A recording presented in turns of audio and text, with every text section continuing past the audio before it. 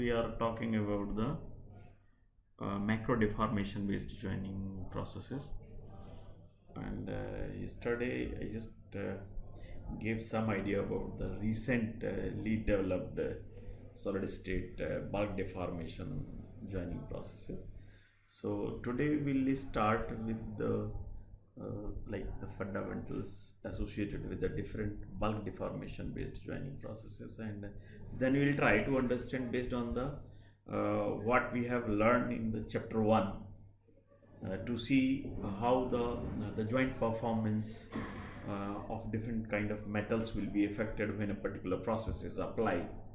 So use of the fundamentals for estimating or for understanding or for expecting a certain performance of a particular joint developed by a given process, that is very crucial actually. So many times, like say if something has been made by die casting, this would be the kind of performance. If something has been made by the sand mold casting, this would be the performance, or by rolling, like that. So in the same way, when a particular joint is developed by a particular process, so based on the metal and the process conditions, we can anticipate, we can expect certain performance from the joint. So that is what as a welding engineer or technologist you need to understand. What are the things that will be governing the performance of any joint? So say when a particular joint fails in a particular manner or from a location, that will give you the venue to see or the areas to understand or explore what or which could have been contributed or could have been responsible for the failure. Okay, so the what should be rectified, what should be corrected, what should be the corrective measures in order to avoid the failures of a particular weld joint developed by a particular process. So that is what we learn and understand from the welding technologies, or the technologies as related with the different joining processes. Okay, so let me share something, and let me tell you one more thing. Although the process, this chapter talks about the 3 processes, but there are so many bulk deformation based joining processes about which we'll be talking certainly at the greater length. Bulk deformation or let's say macro deformation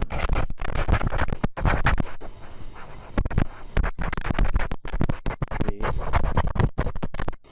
joining processes. Okay, so the main feature is the large scale deformation or the significant deformation which will be taking place during the joining of the metals using this group of the processes. Okay, so how this deformation is realized, the way by which the deformation is realized, that brings in the change or that governs the performance and properties of the joint. So what is the meaning of this? Like the way or the conditions under which this kind of deformation is being realized, affecting the performance and the properties of the joint. So the deformation, certainly you have to apply some kind of the stress. So the stresses that you have to apply to cause the large scale deformation, that will depend upon the, like say, the yield strength of the metal, the percentage elongation, and the work hardening tendency. These are the 3 things. And if you see from the metal point of view, maybe it's a crystal structure. Okay, apart from this, there are other aspects as well, like the temperature conditions under which this deformation is being realized. You see, you can have very large deformation at above the recrystallization temperature, so that will also be forming a kind of bulk deformation based solid state joining process, or you can also realize the deformation even at the room temperature. Bulk deformation you can realize even at room temperature, but in both the cases there will be great difference in the performance of the joint and in the properties of the joints. Okay, so the temperature here is very crucial, the temperature under which the bulk deformation is being realized. So accordingly, what we'll say, the you can say the macro deformation based processes, which are primarily or mainly relying, common thing is the pressure that you have to apply to cause the deformation. Now this pressure can be applied in cold condition or in hot condition. Okay, so accordingly we will be saying it as a cold welding or hot pressure welding. Okay, so pressure is common in all these macro deformation based solid state joining processes, but this can be applied at room temperature without any external heat application, or at high temperature where some kind of the heat is generated. Okay, so the simple point here is that in all these cases, when the deformation is used under cold conditions, so definitely there will be lot of strain hardening of the metal. Okay, and you see, so this is one, and strain hardening definitely will be very sensitive to the temperature. So here, since the strain hardening or the deformation is taking place under the room temperature conditions, so the rate of work hardening will be high rate of work hardening. You will be knowing, like when you perform hot rolling, hot forging, you don't get much effect of the work hardening, because the work hardening is negligible when it is done under the conditions of the recrystallization or above that. Okay, so the high rate of work hardening is realized when the deformation is carried out at the room temperature. Okay, so this is in all cold welding processes, the rate of work hardening will be high, and that will be bringing in lot of issues and the difficulties related to the joining. So let us talk first about the cold welding, and thereafter we will be talking about the hot pressure welding. So there are the two hot pressure welding about which we have to talk. One is our forge welding, and the second is our pressure gas welding. So these are the two about which also we'll be talking. So cold welding is one, where large scale deformation is realized at room temperature, and hot pressure welding is another, where the metal is heated to suitably high temperature, followed by the application of the pressure to cause the large scale deformation. And we have the two processes in this category. One is forge welding and another is pressure gas welding. Okay, so let us talk about the cold welding first.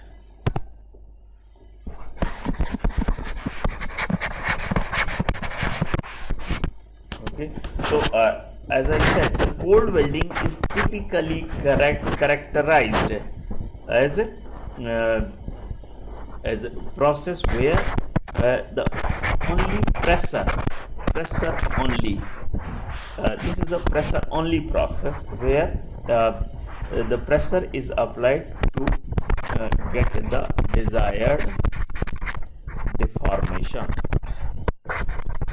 Okay, and to write it explicitly, there is no external heat application, that's one, and there is no in situ. Like in ultrasonic, there is a lot of heat generation.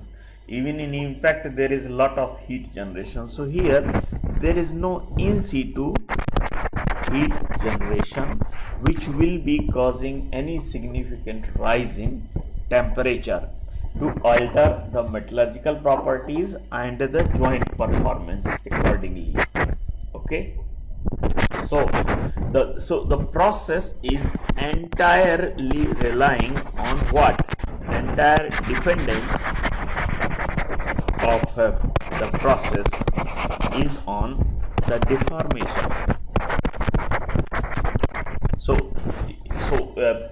to facilitate the deformation to such an extent that a metallurgical bond or metallurgical continuity is established, what are the important things in this process? Like as I said, the surfaces must be free from all surface impurities which are there in form of, like say, oxides or dust or grease. Nothing should be there at the surface must be free from these impurities. So the cleaning is one issue actually in this cold welding process. If these are not cleaned, then certainly these will be reducing the metallic intimacy and reducing the joint strength, which in turn will be reducing the joint strength, because these impurities will be there as a inclusions or the defect in weld joint. So this is also a one problem only. Sometimes to avoid the reduce the issues related with it is possible. So the high cleanliness is the one requirement. So that is also not very good when you need very huge precautions to prepare the surfaces. And the second is sometimes you need unique production environment. What is that? It is possible, like you don't want any kind of the surface contamination, you want high quality weld joints. So in that case, you may need the vacuum itself, vacuum environment. So the cold welding between the two members kept under pressure at a high temperature to kept under pressure to facilitate the deformation. At the same time, it is free from all the gases which can contaminate the surfaces. So vacuum environment can also be one of the requirements. So unique production environment that may be needed for high quality weld joint. And because of these two reasons, we prefer the cold welding only when you see strictly no heat. The metal or the performance requirement from a joint is such that the heat is going to damage the joint characteristics or the base metal characteristics. So with regard to the heat, if it is strictly no, and still if you want to develop the joint, then only we will be going for the cold welding. Okay. Now what are the things which are joined? And as I said, the the requirement is good ductility of the metal so that it can flow, and when it is flowing perfectly in contact with the counterpart, with another member, this will be improving the intimacy, metallic intimacy between the members will be improved. But if you see, if after the little deformation, if the metal is getting hardened, then you cannot realize this because it will resist the further deformation. So what is important, that there is no or very less work hardening tendency with the metal.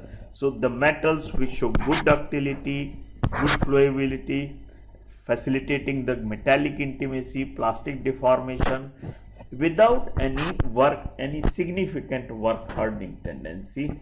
So the metals like FCC crystal structure, of the FCC crystal structures like aluminum, copper, lead, these are very easily welded or joined using the, so most easily welded metals are these. Then we have another category with little more efforts you can do it, like silver, gold, and the super alloys.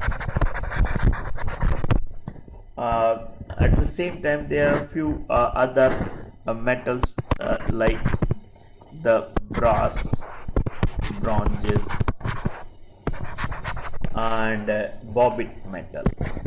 Okay, so these are the metals which will be showing the good, because of the FCC crystal structure, they will be showing the good ductility and with limited work hardening tendency. Apart from this, most of these metals, you see, they show not much oxidation or affinity to the atmospheric gases. So this is very important. The metals which show high affinity to the atmospheric gases, so you need more the cleaning and all that.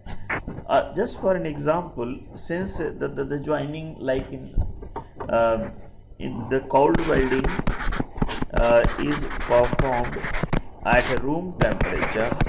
Okay, so the metals which are metallurgically or chemically incompatible, they also can be joined. Incompatible metals also can be joined. One typical example of this is aluminum copper joint.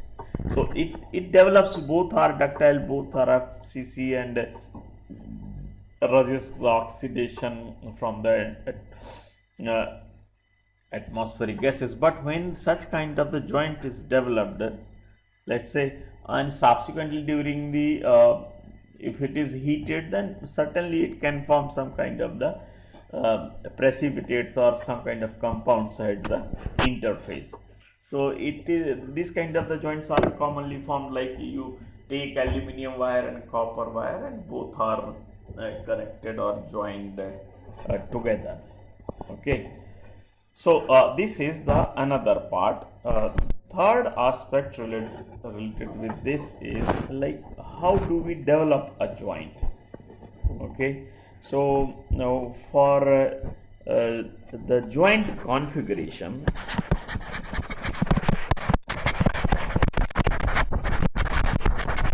the common joint configuration here is, there are just two lap joint and the butt joint, which are commonly developed using this.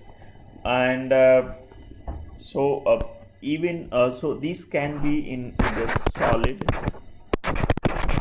rod or plates, or these can be also in form of tubes. But you need the special attachments and arrangements for developing the joints of these. So I'll show you here, let's say lap joint.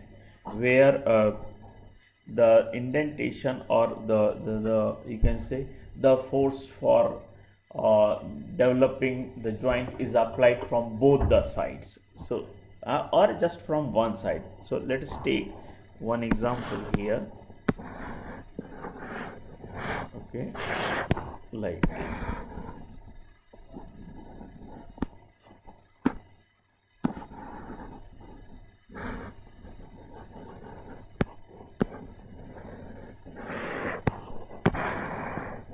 So in this case what is being done, so this is like the and here the joint will be developed at this location. Okay, so this is the area where the joint will be developed. So in this case we are applying the force from upper side as well, the top plate 1 and the plate 2, and the force is being applied from the lower side. So there are, see, lap joint is being developed with the two indents. Okay, there are two indentations from both the sides. So there is also possibility like you use just the indentation from one side only, like this. Okay, this is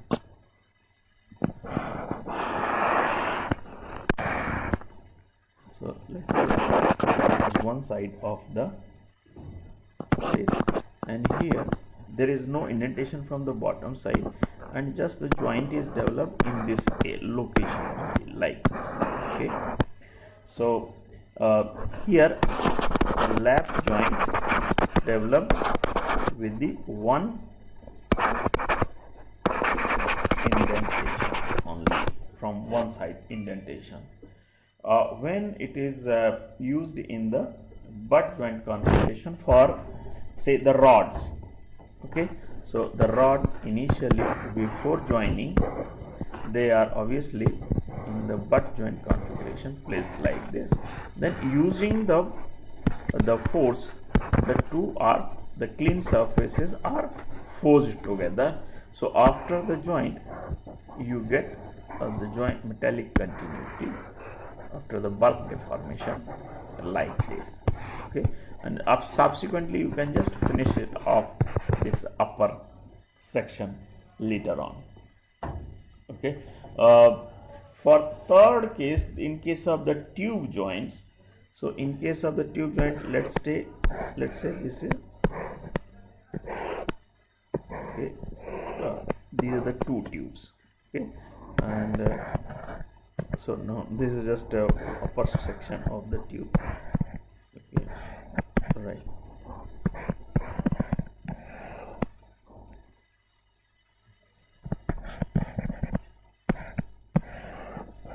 So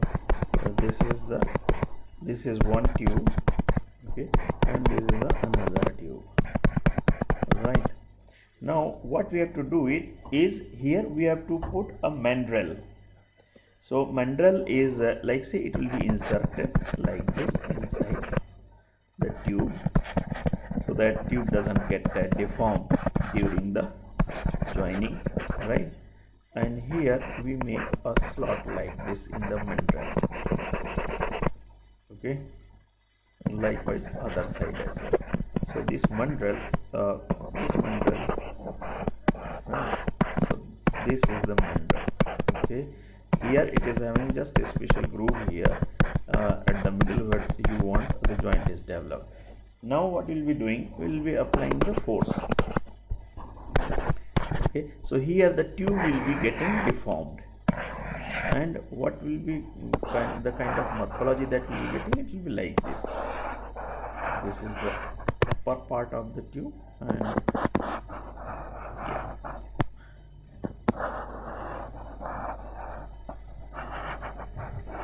yeah, so here the tube continuity will be realized like this. This is the, let's say, single tube, and this is the zone where the joint has been developed in the tube. So that's what you can see in the front view like this. So in all these cases where there is a significant deformation which is taking place, that will be leading to the work hardening deformation and it is a metallic continuity. Now, how this is realized? So, certainly you need the proper fixtures and jigs designed for holding the job. This is one, and since lot of force will be applied, so for that we need the press. So basically the two types of the presses are commonly used. One is, you can say, the mechanical press,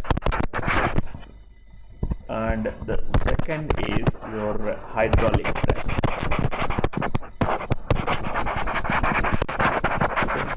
Uh, so in these presses, what is done, like you apply the pulse of a certain pressure, or you can say the force. It will be the force only that will be applied with the help of these presses to cause the plastic deformation.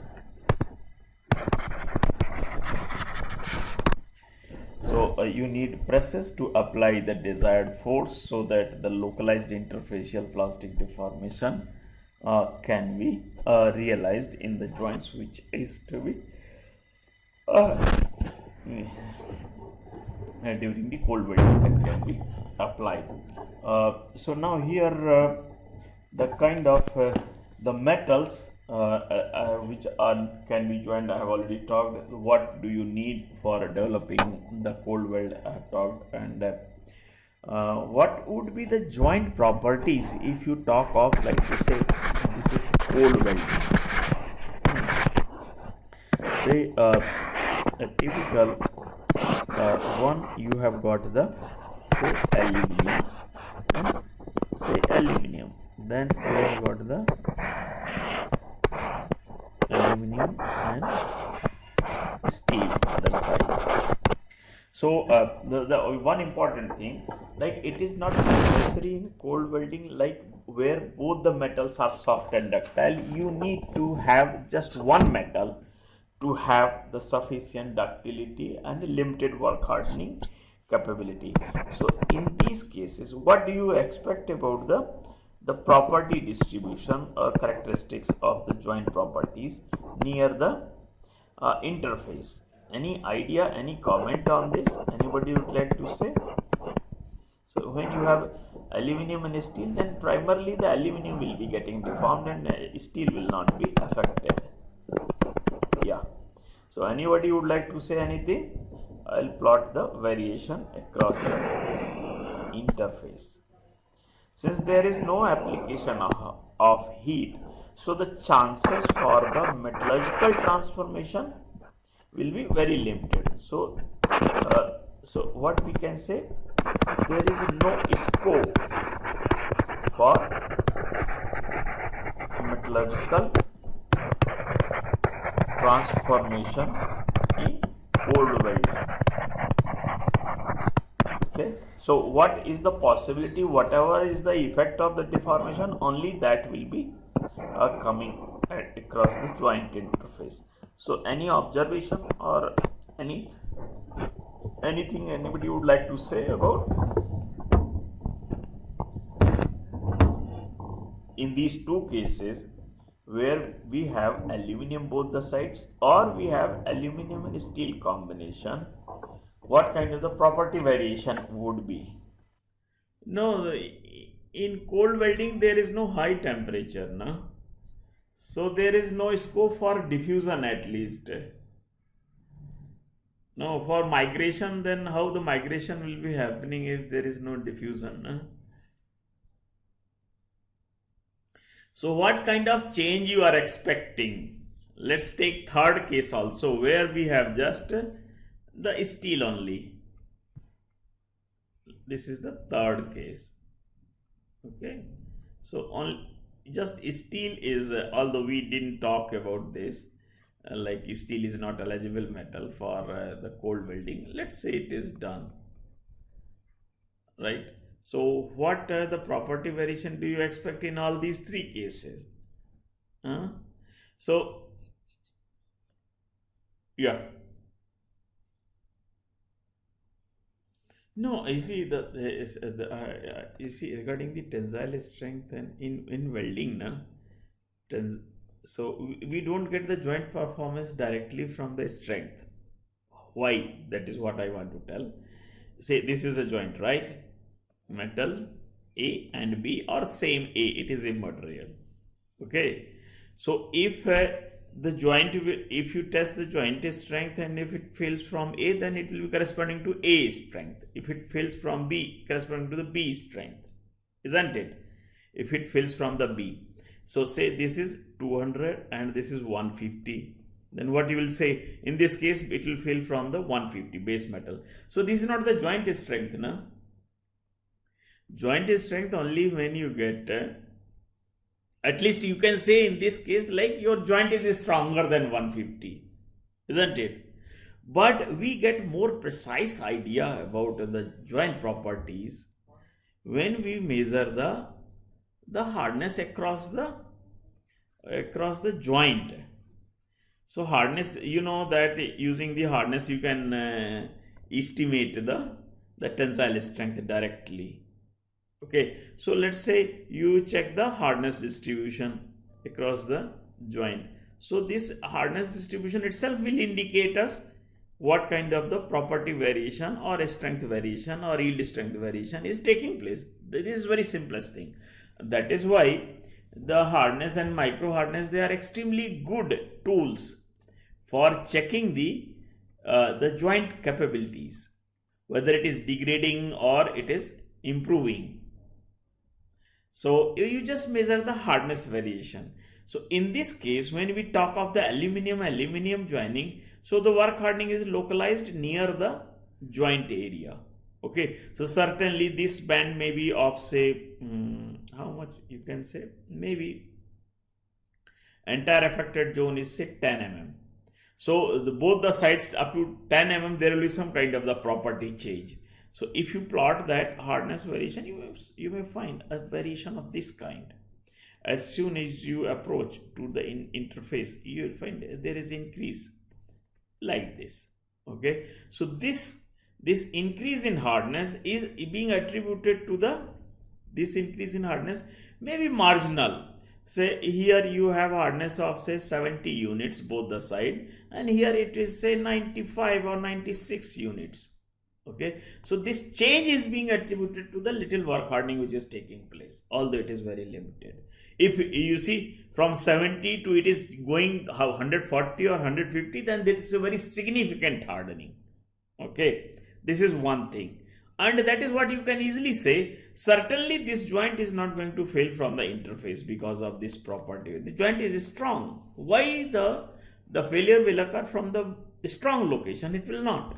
Okay, now on the other hand, when we talk about the aluminum and steel joining.